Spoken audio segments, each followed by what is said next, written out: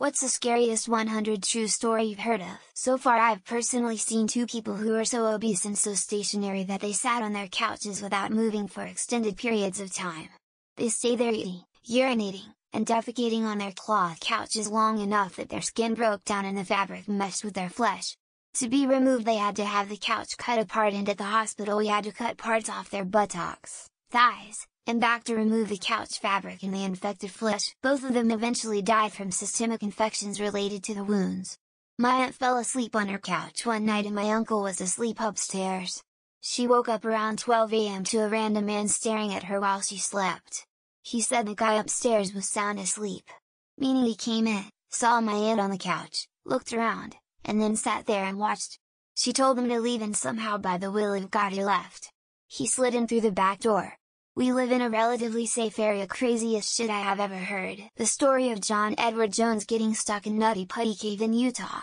He became wedged in the tight crawl and he took a wrong turn in the cave system. Rescuers could do nothing to get him out and he was stuck in there for 28 hours before he died from cardiac arrest because feet were above his head and his heart was pumping over time. One of the rescuers even gave him a phone to call his wife and talk to his young daughter before he died. My mom was driving, and a guy ran out in the road, so she stopped so she couldn't hit him.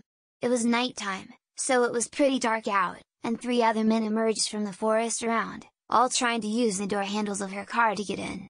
She locked them luckily, and gassed it to the nearest town.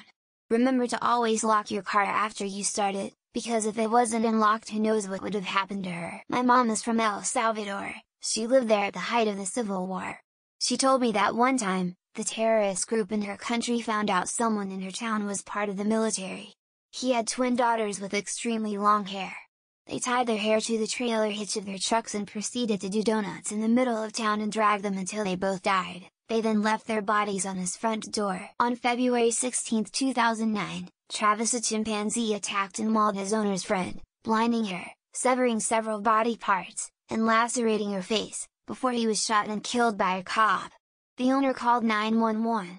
Travis' screams can be heard in the background at the start of the tape as the owner pleads for the police. Initially they believed the call to be a hoax until she said, "He's eating her, not mine but my boyfriend's." He told that when he was a kid, he was hearing whispers and having a conversation in one of their rooms at night. He then entered the room out of curiosity and someone tapped him on the back so hard he fell unconscious. When he woke up, there's a big mark on his back like a scratch from big paws that is still there until today. It's really creepy. My great-grandpa was a combat medic in the army. He was climbing the cliffs on D-Day at Omaha Beach without a gun, having to stop and remove bullets, bandage wounds, and other things all while people with machine guns shot down at him.